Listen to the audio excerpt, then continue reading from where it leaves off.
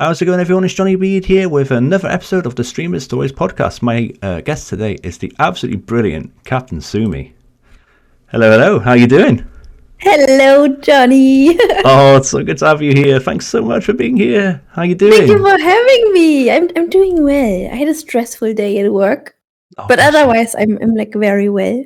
Thank you. How are you? All right. Thanks for asking. Yeah, I'm all right. I haven't had a stressful day at work, but it's been an interesting day. I've done some content creation, as you do. So, one of those type of days. I'm sure you know just a lot about that, don't you? That's for sure. Yeah, so, I do. So, Sumi, if you would like to introduce yourself to anyone who doesn't know who you are. Yeah, sure. I will look right into the camera. Hi, everyone. My name is Sumi. I'm a horror variety streamer from Germany, as you might hear from my accent. My pronouns are she, her. I like to focus on indie horror games. I didn't start as a horror streamer, but I guess we will come to that in a little bit. I'm sure we will. Yeah. I'm sure we will. And that's basically it. So I'm like everywhere on social media as Cptn_Sumi. And that's me. That's you. Our first German streamer on Streamer Stories as well. Oh, so, there you go. An honor. It is a privilege. It's so good to have you here. Thank you again.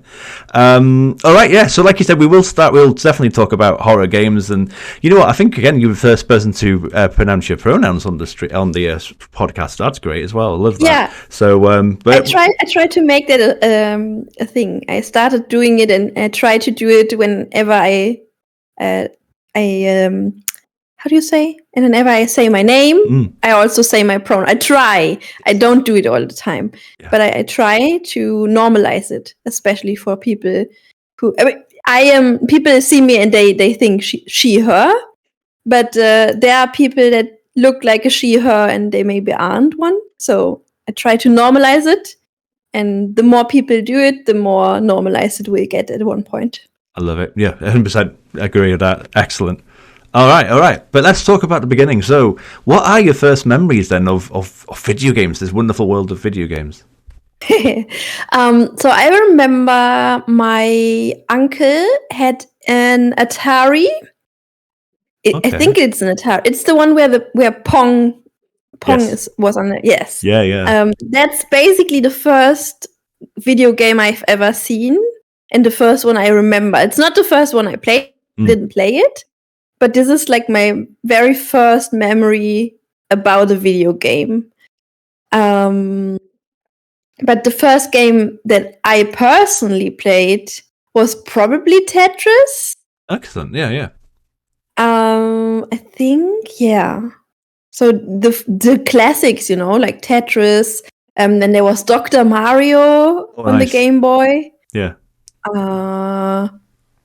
And later different games then, but those were the first ones, definitely. And Pacman, of course. They are the classics. I mean, I think if you had like the what's the word, the Mount Rushmore of classic video games, you possibly definitely, yeah. I think you got to put Pong, Tetris, and Pac-Man up there, and maybe Mario. That used to be Mount Rushmore, I think. It is. I think so too. That's brilliant. Nice.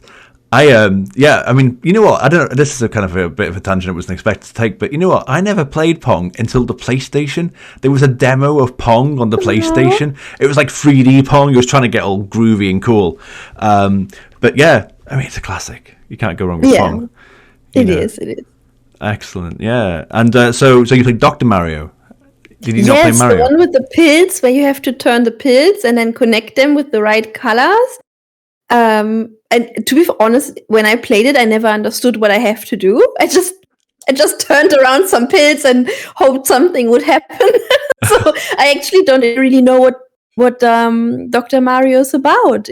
I just played it. I just pressed some button and looked and saw what happened. Yeah, 100%. No, I've never played Dr. Mario. Never played it. But I mean, yeah. And again with Pac-Man's a classic. And so do you remember? Do you have any memories about the Atari, or is it just the games that you remember? Not really, no. It's because I was so small. I didn't really play myself. I just watched my uncle play. Yeah. And I also, now I remember my cousin. One day I went into my cousin's room, and he was playing the old Aladdin game on the NES or SNES. Mm-hmm. Because back in the day, Disney did all those jump and run platformer games of their movies, and I remember watching him play that. I was backseat gaming very early on. Brilliant. And it just, you are right. I mean, Disney had that amazing packed period, I think, in the late 80s, early 90s, where they were just releasing bangers, should we say, on the SNES and the Mega Drive. There was The Lion King was also really good. And later on the Game Boy Color, I played the Tarzan one, which was very similar to the Lion King one, but obviously different because it was Tarzan. But the gameplay was very similar, and I liked to play that. It was fun. That's excellent. So is that your first memories of the actual consoles? And was the NES, the SNES? Would you say? Yeah, and I personally never had an NES or an SNES. I had an, how do you say, off-brand, like a fake one. Oh right, yeah. And you could not put games into that. So the games were already on the thing, and you still would plug it into your TV, and then all the games were on there, like Super Mario, the one where you shoot ducks. I don't remember what that is called. Was it Duck Hunt? Yes. And there was a gun that you could use as a controller, and you would have to point at I don't even know how this worked back in the day. How you could really point at the TV and hit the ducks. Yeah. But yeah, the games were on the console. You wouldn't have to plug them in. It was just like, I don't even know how we got that. But I never had the original NES or SNES. My first console was a PlayStation 1. Yeah. Excellent. But it's funny you just mentioned about the fact that you didn't have you had the knockoff consoles, and yet Duck Hunt worked. That's crazy. Yeah. I mean, they had literally pirated every game and just put it on the thing. I think it was just like a little computer basically, and they put the emulations on there. Yeah, maybe it was just purely emulated, but still, like you mentioned with the trigger and stuff, how crazy how the counterfeit stuff works just as well, isn't it? Yeah. Sony PlayStation, what a console! What are your memories of the PlayStation? So my favorite games always have been the Tomb Raider games, because I'm a woman, and I mean, Lara Croft was clearly designed for a male audience, obviously, with boobs like that. Even though they were triangular, they were still big boobs. Yep. But as a woman, I was very happy that I could play a game with a female main character, even though she wasn't like super complex. She was just a kind of flat character, but she was very successful. She was rich. She had adventure. So I was like, yeah, and I wanted to be an architect because I thought not architect, an archaeologist. And because I thought archaeologists do what Lara Croft does. Every archaeologist works like Lara Croft works. Yeah. Obviously, they don't. And I would not have been able to do what Lara Croft does. But there was one of the big ones. And then Tekken 1, 2, and 3. Nice. Okay. And I remember something that's like a nice anecdote that I could tell. So I played Street Fighter with a friend. I don't even know who it was. I just visited somebody, and they had a kid, and the kid was playing Street Fighter. And I remember you could kick cars, and then parts of the car would fall off, and you could use it as a weapon. And I was so fascinated by that, and I wanted that so bad. So I told my parents, and then they went to the flea market, and you could buy games on the flea market sometimes. And then we bought Street Fighter there. And then when I came home, I opened the game, and I wanted to play it. It was the box of Street Fighter. But inside was Street Fighter 2 or 3. Okay, so they put the wrong disc in. and we couldn't drive back because it was a flea market, and obviously it was closed at that time. And I was devastated that I couldn't kick cars in this stupid game. That's all I want to do is kick cars. Yes, I wanted to kick cars and beat up people with car parts. Oh man, what a story. Oh, amazing. Yeah, it was sad. Sad day. Yeah. Oh, but going back to Lara Croft though, and the female protagonist. I mean, yeah, you're right. Yes. I mean, yeah, it's just a shame, isn't it, when you look back on things and go, God, there was not that many female protagonists, until then. I know there was like Samus Aran from like Metroid, wasn't there? But I mean, really, before Lara, there was not many, and if they were there, they would always be designed in a very attractive way. I remember Pandemonium. You could play a female character in there, like a red-headed lady. I remember. I don't remember what exactly she looked like, but she was very good looking. So yeah, they were always, if there was female characters, they were there to look good. Yeah, and I think 100%. And then it was either they have to look super, super good looking, or they were almost like the damsel in distress, weren't they? It was the other. Oh, yeah. And it's like, oh, come on. But it opened up a lot of little, young ladies to the world of video gaming. I think, like you said, it's definitely, yeah. I think I might be right when I say this, but I think Survivorish said the similar thing. Our good friend in common, who's also been on the podcast, and she was mentioning my Twitch as well. daughter. Yes, your Twitch daughter. Huge shout out to our friend Survivorish. She was mentioning as well how much of an inspiration Buffy the Vampire Slayer was to her, on the podcast. I remember that. So these fantastic, feminine heroes have a lot to, we're so grateful for them, for sure. And representation has gotten better over the years. Obviously, we got lots of cool female main characters in games now, like in The Last of Us or Life is Strange, and games have been so much more diverse now, but it's still not perfect. So if you remember, there was this huge debate about Ariel in the Disney movie now being a black actress, and people might be angry about it, but this is very important because they're little girls now. They can play games and they can feel represented, but as soon as they look a little bit less like cheese or white bread, they cannot see themselves in those characters. And so there's still a lot to do in that area, but it has gotten better. Yeah, 100%. So Tekken, who is your go-to in Tekken? Jun Kazama. Oh, okay, yeah. And I like to. There was this second outfit where she was in denim. She had like denim hot pants, a crop top in denim, and she also had this little bandana with a little bow on top, which was also denim, and I loved her. And then I liked Michelle, the one that had like Native American roots. Yes.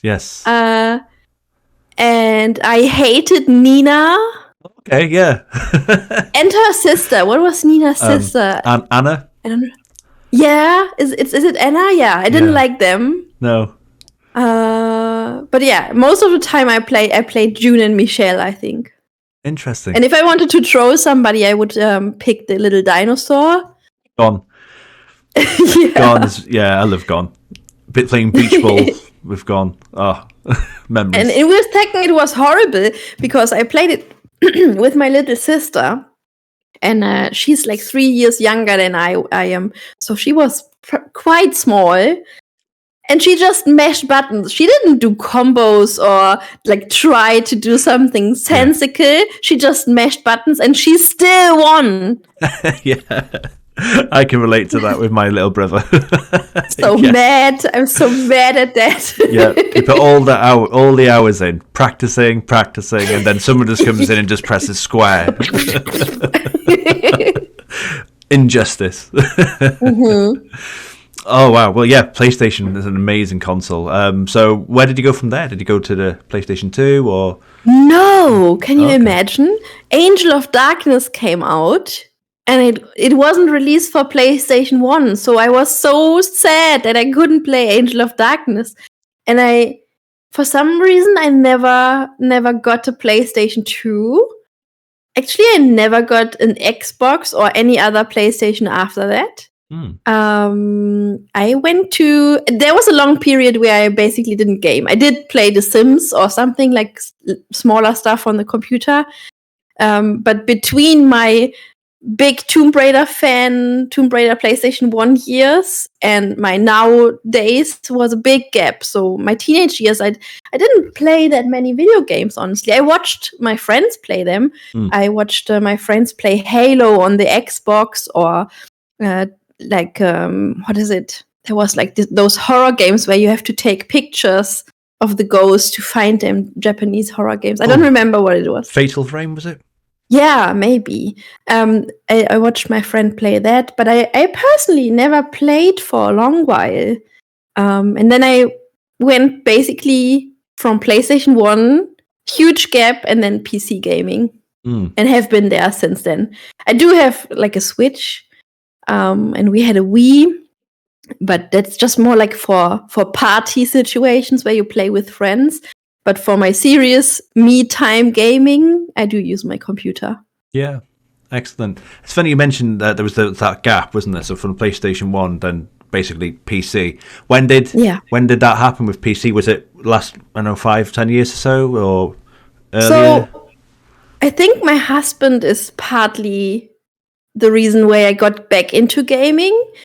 So as I said, my teenage years, so like between 13 and 18 or something, I watched other people play and I was just hanging out when they were playing. And then when I was 19, I met my now husband. It's been a while.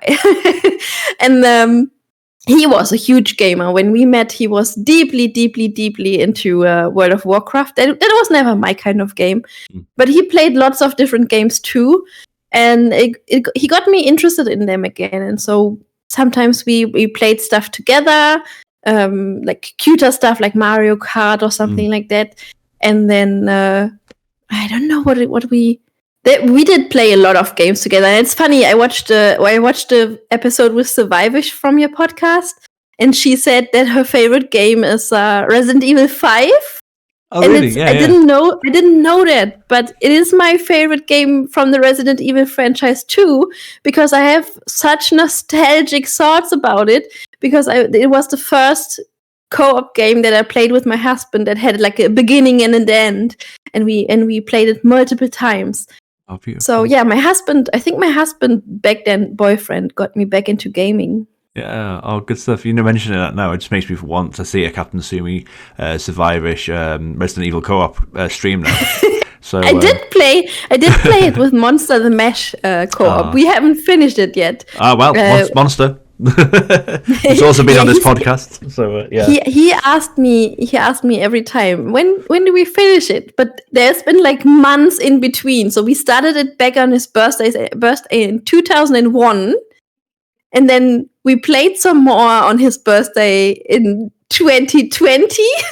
And we are in the last chapter, but we still haven't finished it.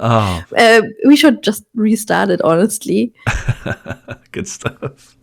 Oh wow, yeah. I mean, yeah. I mentioned the PC because I don't know how it was in Germany, but here in the UK, I vividly remember a lot of families, and I think we were included in that. Our family didn't see the PC as a gaming console as such. I mean, there was obviously, we knew that there was like hardcore gamers that did, but like you mentioned, The Sims, the big boxes and stuff that they used to come in. But really, other than The Sims, there weren't many PC games that were quite popular, should we say?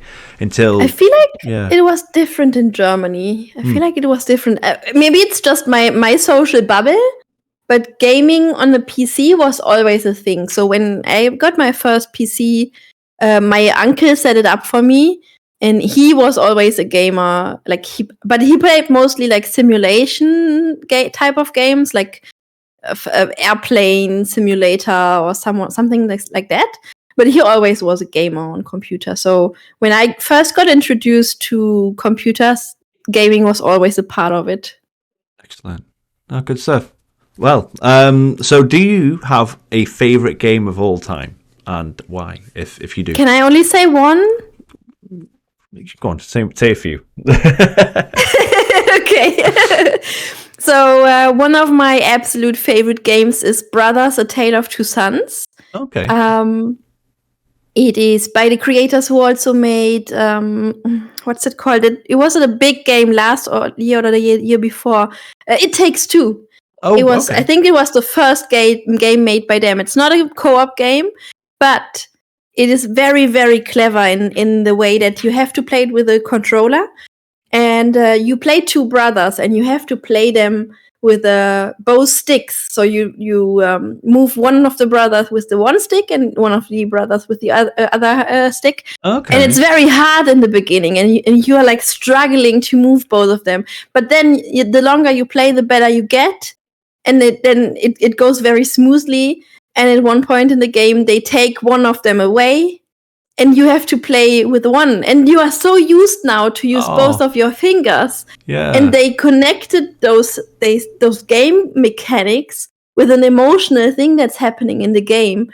And it was such an epiphany for me. I cried so much when I played this game because it was so mind-blowing how they connected this emotion, this storytelling part with the game mechanics. Mm-hmm. So that's one of it's super up there. Then Left 4 Dead 2, even though Back 4 Blood is basically the better version of Left 4 Dead 2 for me, but Left 4 Dead 2 has like this nostalgic factor because I've played it in 2008, I think, when it came out, or was it late? Was it? Yeah, something like that. And then what else? The Sims. Yeah. But I use The Sims as a builder. I don't do gameplay. I just like to build houses and creative buildings in there, but it's still one of my favorites. I think those are the three. But I played a new game recently, and it's definitely my top 10. It's called Stories Untold. Have you heard of that? No. So it's a horror game, but it's playing with this old idea of text-based game where you have to type what your character is doing, and you answer to the computer basically. But they obviously they have the technique now, or the resources to make it a little bit more complex. So they combine the classic text adventure with new possibilities, and it was mind-blowing. It has like 4 episodes. I think you can, if you got time an evening, you can just play it from beginning to end. It's a couple of hours, maybe 5 hours, something like that. And if you play it from beginning to end, your mind will be blown. I can guarantee that. I'll have to look out for that, that's for sure. Yeah. There's some really interesting games you mentioned there. Very different games. Yeah. Eclectic. Yeah. My taste in games. My husband always complains that I'm very narrow in my taste in games, but now that I mention what my kind of games are, they aren't that narrow. It's just because I don't like. There are many games that he likes to play that I don't like roguelikes. I cannot play roguelikes. It's too frustrating for me. Yeah. And Dark Souls or all the Souls game, that's not for me. I cannot do that. That's too frustrating. Same. But roguelikes and Soulsborne games are very similar, so I disagree with Mr. Sumi. Yeah, I disagree too. Oh, good stuff. So you mentioned playing games online. You play Left 4 Dead. Yeah, I still play Left 4 Dead to this day. We need to play Left 4 Dead together at some point, I think. But so did you play much online games then on the PC? You mentioned Left 4 Dead. Was there any other games that you did? If so, actually, no. I did play some. I did play Overwatch. I even got the collector's edition of Overwatch. I paid over $100 for that. Wow. And then after 3 months, I didn't play it anymore. But that's a different story. That was my husband and I did not get along playing Overwatch, so we just stopped it entirely. But for some reason, as a horror streamer, if you look for the hashtag horror streamer on Twitter or anywhere, you will most likely find people that play DBD or Phasmophobia as main games. And I don't enjoy those games. I cannot say I don't enjoy them because I never played them, but I also have no interest in trying them. Mm-hmm. There are like games like Left 4 Dead that I like. There was Brink. I don't know if you know Brink. That was a game that came out in.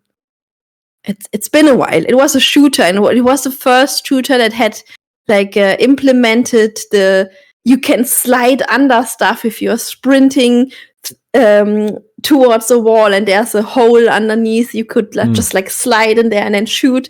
And I love this game, and nobody knows it, and it died pretty quickly. Oh. But I liked it very much. But usually I prefer single player games. It's not even that I was bullied quite a lot. I don't. If there's like a chat and somebody is like mean to me, I will just ignore it. I don't even notice. Somebody has to tell me afterwards that somebody was flaming me. Oh man. It's not. But that's the reason for many female gamers to not play online games, because people are just mean. Yeah, for sure. Let's talk. That's not my reason. No, I mean, have you had some?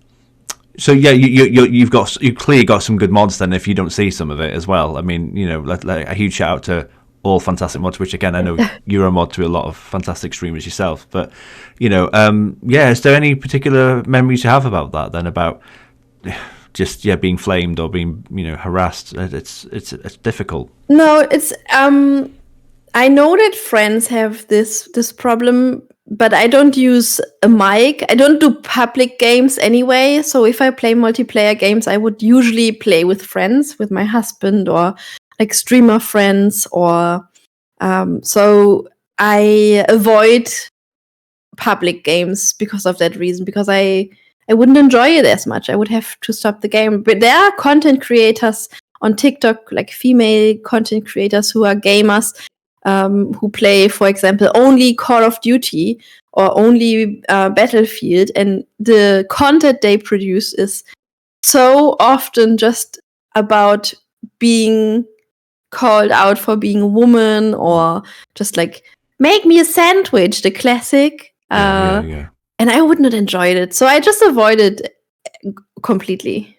Yeah, don't blame you at all. Let's talk about horror gaming then, because I've known you for coming up to maybe 2 years now, and I know that you've not always just been a horror streamer. It's been a conscious decision, hasn't it, to move to that. So talk about games you used to play prior to that change, and then what led to that decision then. So I started as a Sims streamer. So I started streaming The Sims because I started streaming because people were like, I would love to see how you create those houses live. I would definitely come by. And I was just putting the idea aside. I never thought it would be for me.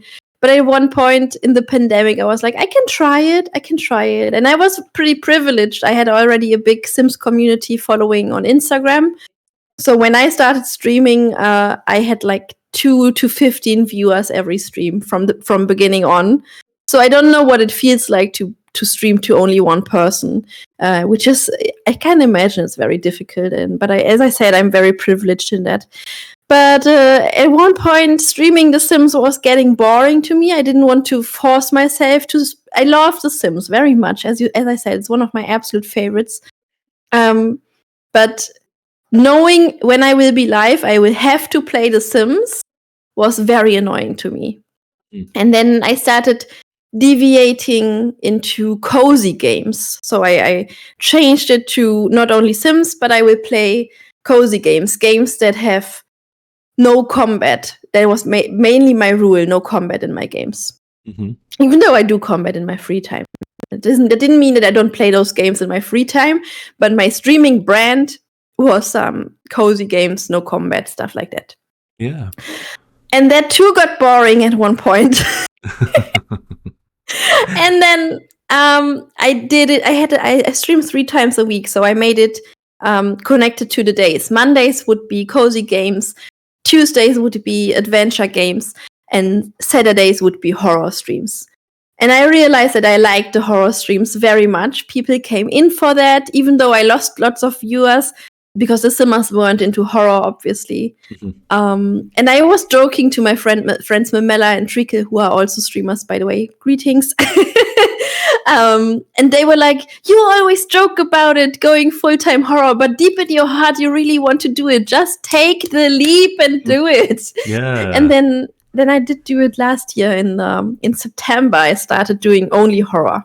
So from 1 day a week, I went to 3 days a week with horror games. Wow, what a transition. But you're right, I remember now. I was thinking, what used to be a Sims streamer? I'm like, no, I actually remember. I remember now. I remember finding your Instagram and it was just scrolling and it was just Sims. Yeah, I remember now. I was like, oh my God, like a memory unlocked. I can't believe I forgot about that. Yeah. But yeah, what a transition. And and you know, you if you're happy, then your content's going to be better. You're going to be in a better well-being, you know, as well, a better place well-being wise. So you know, that's good. That's good. You got to do what's right for you, haven't you? And change is good. Change is good. Yeah, sometimes it can also be very frightening, right? Because I knew that not all of my viewers do like horror games, so when I announced that I will be doing only horror games, there were people who were like, I like you very much, but I cannot hang out in your streams anymore. And I got a couple of people who only come in for the just chatting section, because before every stream I do like 30 minutes, at least 30 minutes of just chatting. Yeah. So they come in for that. And then when I'm like, okay, we're heading into the game now, they will be like, all right, I will be lurking then. Goodbye, sorry. But that's so sweet though, right? That they still come in for the chatting, or just have my tab open, honestly. Because they are too scared to watch the horror games, but they still want to support me. It's so sweet. Yeah, I totally find that relatable. Like, there's always that I find that dip as well. So just chatting for like the same 30, 40 minutes maybe, and then right, we're gonna play the game, and then viewership dip. And it's still like that. Yeah, so I can feel. You can always feel the silence in the room, even though you're on your own anyway. It's funny, isn't it? But again, like you said, it's almost like they would say a backhanded compliment, because people love to speak to you. So it's a nice thing, isn't it? And then they keep the lurks and the tabs on, so that's great as well. So no, that's good. And you mentioned as well about some people not liking certain games, especially with the horror genre. You know, I'm having a thing at the moment where people don't want to watch me play Outlast 2 because of its controversial themes.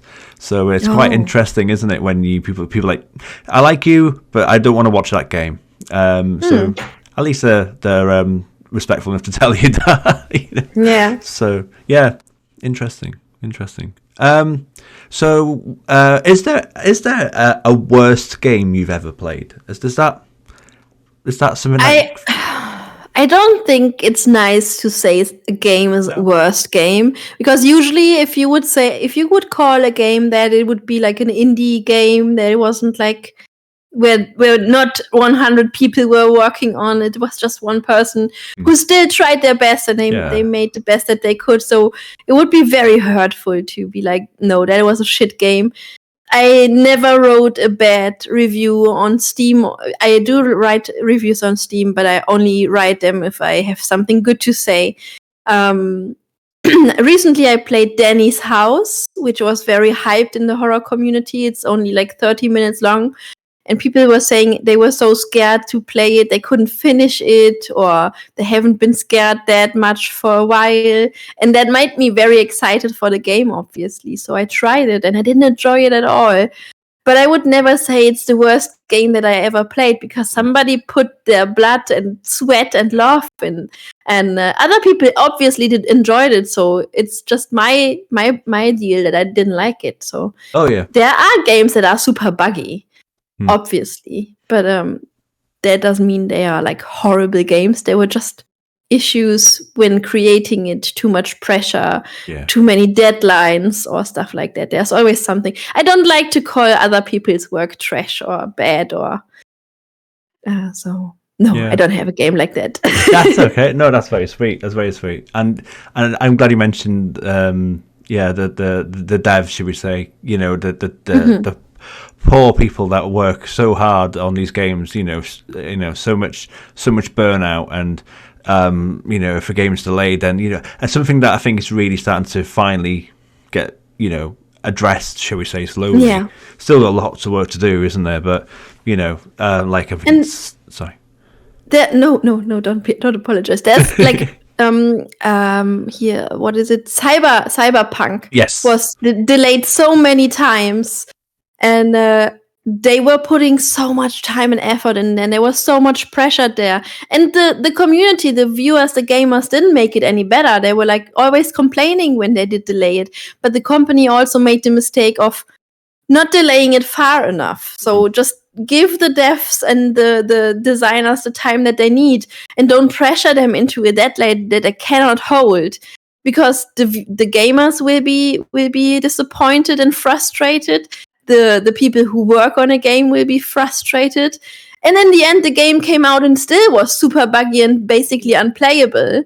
And nobody won anything through that. So I rather have a company delay a game, and I know the people don't have to grind so hard to make it work, than like getting an unready game, or like have developers suffer from burnout. Yeah, couldn't say it any better myself. Yeah. So what are you playing right now? Offline, online? Offline, I'm not playing anything right now. I did play a little bit when I was on a streaming break when we first moved. We recently moved, so I played We Happy Few. Yeah. And I finished the first episode, and I didn't know it had multiple episodes or multiple point of view characters. And when I finished the first one, I was like, yeah, that was fun, but I don't want to play the other ones. I'm like, that's enough of that game. So in my streams, I'm playing My Beautiful Paper Smile currently, which is a very beautiful 2D doodle art style horror game. Interesting. Yeah. I recently quit Cry of Fear because I deadlocked myself without ammunition, and now I'm like in front of a boss and don't have any ammunition for any of my weapons. So I was like, nope, I'm done. I don't play that anymore. What else am I playing? We are currently playing the Fears to Fathoms series, which is pretty good. Yeah. I love those. And I think that's it. Yeah, we just finished Stories Untold.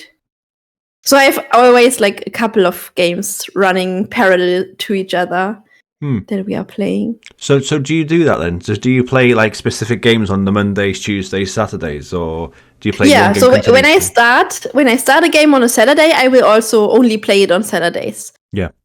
Because the people who come in Saturdays are lots of my Australian viewers, because it is the only of my 3 streams that they can make, because my Monday and Tuesday streams will be in the middle of the night for them. Yeah. And not many people come in to see the game and just like for the story of the game. But for the few people who do, I want to do it on the same day, so they at least have the chance to watch the whole game. Yeah, it's so mad, isn't it? That we've both got friends from Australia and Japan, and it always blows my mind. Again, a shout out to Lonely Shark, who again we're both very familiar with, and like it's crazy. Again, to get him on this podcast, we had the time zones was like, okay, right, so you're that time. So time zones are weird, man, and I don't think we quite realize it until we become streamers. To be honest, yeah, when you become a streamer. And then there's like daylight savings. My friend Mamela and I had to break our heads finding out if the summertime is better to watch each other's stream or the winter time. It was hilarious. We spent like half an hour figuring out which stream will be for the other one. Oh man. Well, I'll tell a small story. We did a charity stream. The Nightbreed community did a charity stream for Halloween 2021. It was. And we did a train raidathon, and on that Halloween fell on a weekend, and it was daylight savings time, and there was the switchover, and it created an issue. Yeah, we didn't account for it at all. So there was someone at like 4 a.m. in the morning that had to do an extra hour's stream because of the extra hour that was lost, and we felt so bad in the morning. We were like, "Morning, how's it? Oh, what's going wrong?" So, time zones. Yeah. And then some countries have daylight savings and others don't. So that's also an issue. For some people, the times will not change, and for some, they will change. So Australia, Lonely Shark, who you just mentioned, currently starts at 7 a.m. for me. And in summer, he started at 9 a.m. for me. Because there's like this huge difference, because their hours go back and ours go forward and the other way around. So there will be like a huge gap in between summer and winter streams. Yeah. Let's say no more. Mind bending. So it really is. Is there a game that comes to mind when it comes to what was the hardest game you've ever played, and what was it, if so? I don't tend to play super hard games, but the hardest fight that I ever did was definitely in Cry of Fear. There was this chainsaw monster with needles in his head, and it was so hard for me to fight this monster. And I did it on stream, and I was getting so frustrated that I have to do it over and over again. Because as a streamer, you will be like, oh no, everybody's bored because I'm doing the same fight over and over. Actually, they don't really care, if you're honest, but you still feel like this must be frustrating to watch. Yeah. And then I turned on my PNG tuber that I just have for emergencies when I don't want to show my face. And I was like, okay, I have to turn on my PNG tuber so I can make stupid faces while I fight this monster. So I don't have to worry how stupid I look. And then I fought this monster. And when it finally died, I turned off the PNG tuber. I raised my arms and said, hallelujah!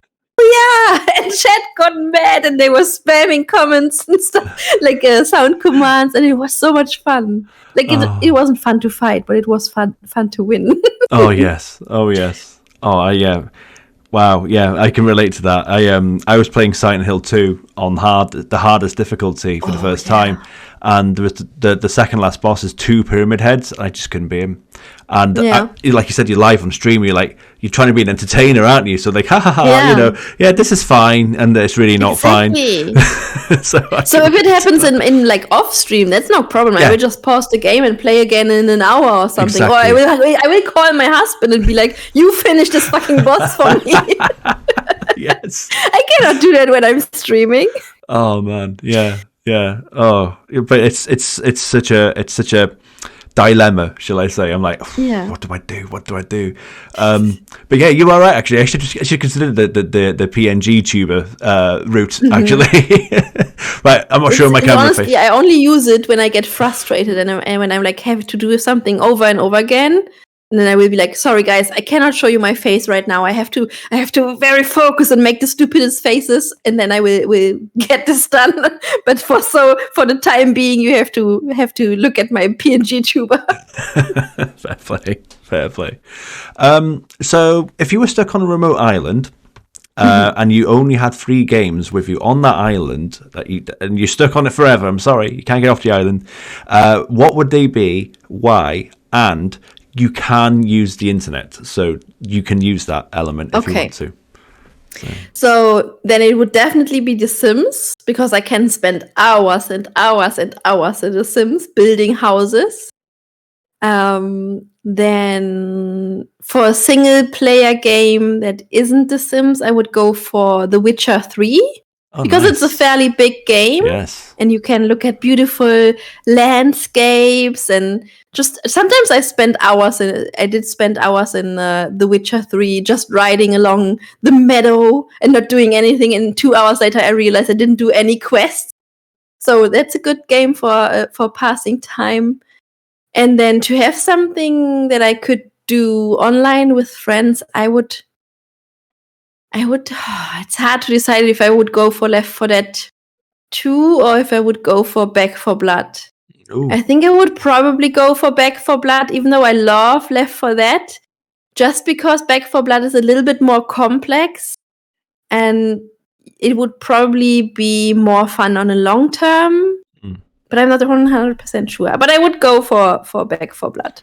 That's a really good set of games, though, isn't it? Like, you've really thought that through, I can tell. It's great. 3 very different genres and very long. Yeah, great. Love that answer. It's just interesting. You mentioned The Sims obviously a few times for obvious reasons, and the house building aspect of that.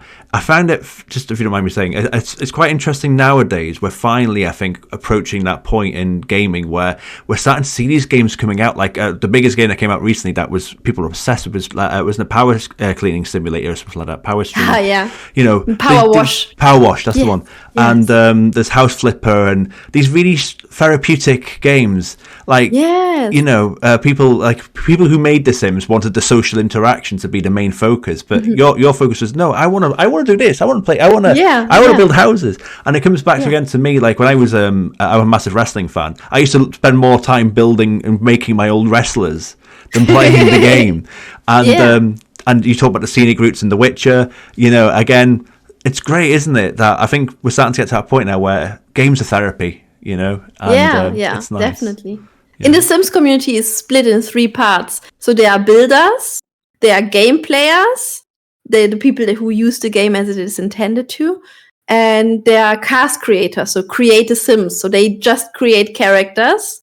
There are also storytellers. They make like comics in the Sims. So the Sims community is very diverse. Not every Sims player does the same things with the game, and I like that it is as diverse as it is. Yeah. I never knew that, obviously. That's brilliant. Fair play. That's so cool. So, do you play games for like achievements, trophies, or anything like that? Are you like what they call like an achievement hunter, a platinum trophy person, or? I don't think I am. I was very proud of beating Back 4 Blood on Nightmare. When I first beat it, not many people had the achievement. Still, not many people have the achievement. So I was very proud of that, and we did work hard to get those achievements.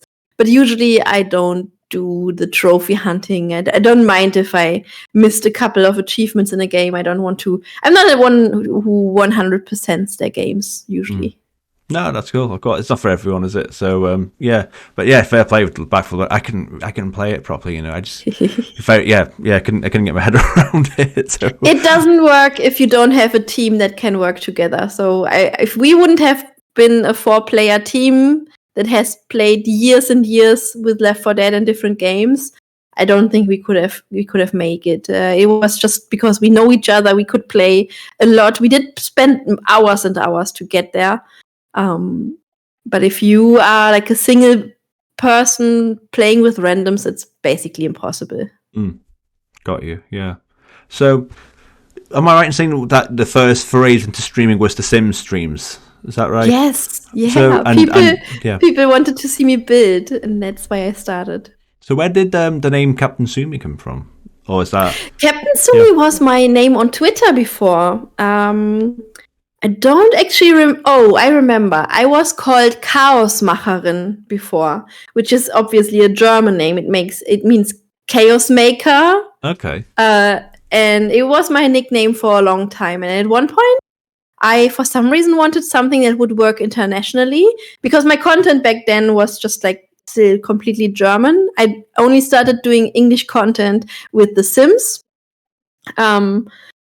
But the Captain Sumi name was there before I started doing Sims content. And I was brainstorming on Twitter, actually, and trying to find a name. And in the end, it was between Captain Sumi or Admiral Sumi. And the idea behind that was that I like a lot of stuff with the captains in it. So I like sci-fi a lot. I like piratey stuff. And I thought, like, I could use this name and I could use it as a space captain on a spaceship, but I could also be a pirate queen and be a captain, and it was like versatile to me. And back then I still wrote it out. It was captain, just as the word. And then when I started streaming, I didn't call myself Captain Sumi on Twitch, even though I already had the nickname. I was Sumi Builds on Twitch first because I was building Sim stuff. And then I was like, I deadlocked myself with that nickname, so I changed it to, I think I did something else in between. And then I switched to Captain Sumi. And I was so happy with the Cptn Sumi because I could use it on every single platform. Brilliant. And that's why I will never change my name again because I have the same name on every platform. There's no underscore at the end or no TTV. at the end of my name. I can be Cptn _ Sumi on every platform. Yeah. So that's why I love the nickname. I remember you changing everything to Captain Sumi. I remember that. Yes. I was thinking, yeah. So I'm jealous of you. So I've got underscores and numbers. I'm like, but it's so good. And it's a great name. I've always loved your name. I would be even more happier if I wouldn't have to use an underscore in between. If it was just Cptn Sumi and not Cptn _ Sumi. But you can't have everything. No, that's true. So what was your first stream like? So do you remember that day? Yeah, I do. As I said earlier, I was pretty privileged and had an audience right away because my Instagram followers, a couple of them did come over. Back in the day, my husband and I still shared a room with our computers next to each other. We had to stop that anyway because it was in the beginning of the pandemic, so we both worked from home and we have to do a lot of calls, so we couldn't sit in the room anymore. But also for streaming, because the room door was that way to get out of the room if he needed to go to the toilet or something, and his computer was that way, so he would always have to pass me. And he did not want to be on my stream. He's a very private person. He doesn't have social media or anything. So whenever I started streaming, he had to go to pee first, and then he could sit back down, and then I could start streaming. So he could, like, the next 1.5 hours, he wouldn't have to go behind me, which was so awkward. And then there were like inside jokes that he has a bucket there, so he doesn't have to go to the toilet. And my chat was making fun of that. Oh, bless. So yeah, Monster was right away. Monster was there when I started streaming. He was there from my very first stream, actually. Oh, wow. Because I didn't watch Twitch before I started Twitch, before I planned to start Twitch. So I only started watching Twitch streamers shortly before I started streaming myself, with the intent to make friends on Twitch already. And I met him through Miss Charlotte, who was a Sims streamer, and she raided Monster at one point. And then we met, and he became my mod. I became his mod. I'm not his mod anymore, but he's mine still, and we are still friends. And he was there right from the beginning, which is so cool. And he was the one who invented the joke that my husband needs a bucket to pee. Oh, shout out to Monster the Mash. We love Monster. It was so nice to meet him in person actually last year. Yeah, wow, yeah, and I get that with the husband toilet situation. In terms of my old setup, was you could always see the door in the background of the living room. My office and my gaming station was the same thing, and it was and my wife used to just so I just moved the webcam, I was like, oh god, because again, poor woman, she didn't want to come in and out and stuff as well. At one point it always felt awkward of like she couldn't even relax in the living room. She was like, oh, I'll just go upstairs and spend time on my phone or Switch or whatever. So definitely having a streaming room is better. So definitely, I streamed from my dining room in my old apartment because we didn't have a second office. So, but now we both have an office and it's all good. Excellent. Oh, good stuff. So on your first stream, did you have webcam set up? Did you use yes, your mic'd up setup? I'm somebody who, if I do something, I dive right in, and I need to finish it. So if I have the idea I want to start streaming, it's all I think about. And then, for example, if I do new graphics for my stream, I cannot start and do the rest the next day. I will start and work through the whole night and finish this. And I don't half-ass things. No. So when I started streaming, I had a webcam, I had a microphone. I had the microphone, a relatively good microphone before, because I did lots of podcasts. I was the host of a podcast, of 2 podcasts, actually. Oh, wow. And I was a guest in many podcasts about movies back in the day. So I had the I would recommend them to you, but they are all German. Oh, thank you. Oh, wow. So yes, I had the setup was I hadn't good lighting. I didn't have a ring light or something, and I just used the daylight and stuff. But microphone, camera, was there. Wow. I obviously never knew that. That's amazing. Oh, I never just think, yeah.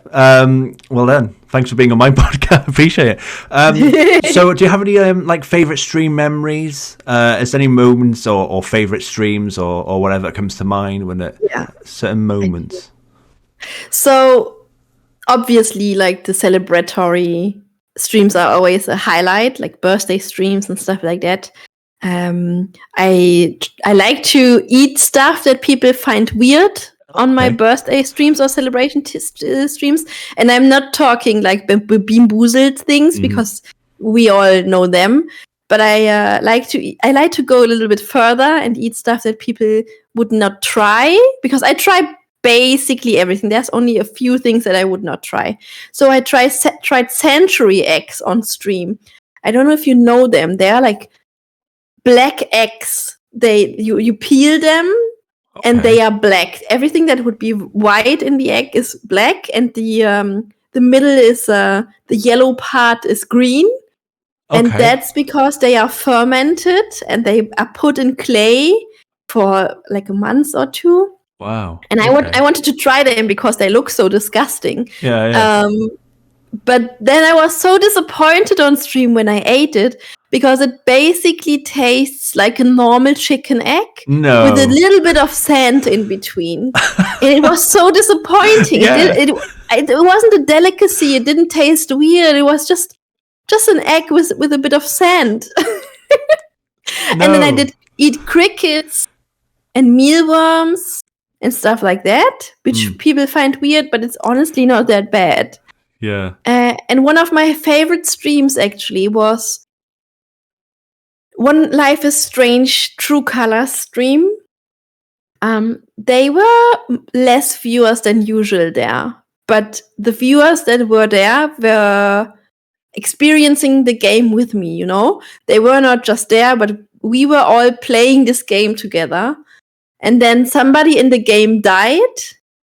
And I broke on stream. I cried, and I think chat cried too. Everybody was so sad, and we were just sad together. Yeah. And it sounds weird that this would be one of the best streaming moments, but it was so intense. We were feeling it all together, and I get tears in my eyes when I think about it again. It was just beautiful. Yeah.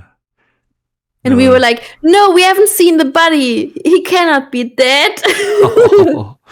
But those moments you experienced them together, didn't you? So that's why they're so special. Yeah, definitely. If you can share those emotions. It's funny because I played, as I said, the Stories Untold game. They were also more on the quiet side from the viewer perspective. But the people who were there and finished the game with me, and so because backseating is allowed in my streams, so my viewers can like do the puzzles with me, and if I miss something, they can tell me about it.